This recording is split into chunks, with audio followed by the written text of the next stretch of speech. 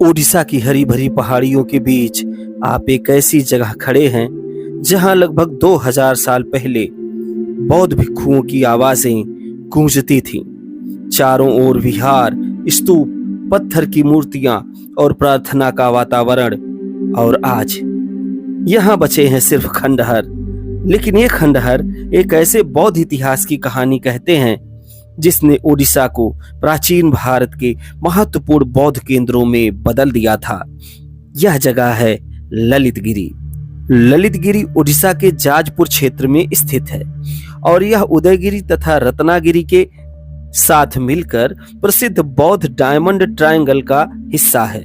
लेकिन ललितगिरी की सबसे बड़ी विशेषता यह है कि यहाँ मिले प्राचीन बौद्ध अवशेष जो इस क्षेत्र में बौद्ध धर्म की अत्यंत पुरानी उपस्थिति की ओर संकेत करते हैं। पुरातात्विक खुदाई से यहाँ एक विशाल महास्तूप, अनेक छोटे स्तूप, विहारों के अवशेष और पत्थर की बौद्ध मूर्तियां सामने आई हैं।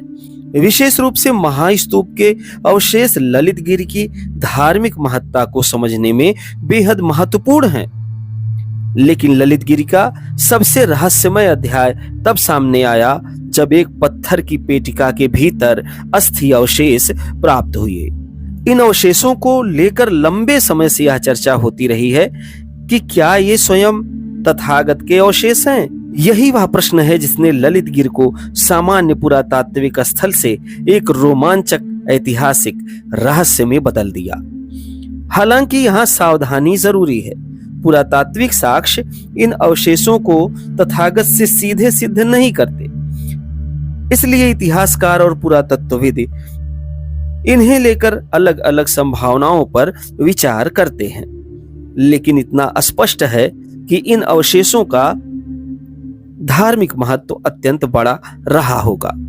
ललितगिरी की कहानी केवल स्तूप तक सीमित नहीं है। यहाँ मिले स्थापत्य और मूर्तिकला के अवशेष बताते हैं कि यह स्थान लंबे समय तक बौद्ध गतिविधियों का केंद्र रहा है।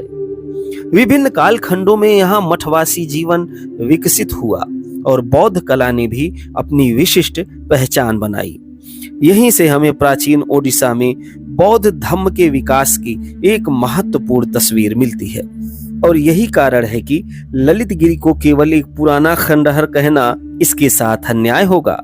यह वास्तव में एक जीवित पुरातात्विक दस्तावेज है, पत्थरों में लिखा हुआ इतिहास।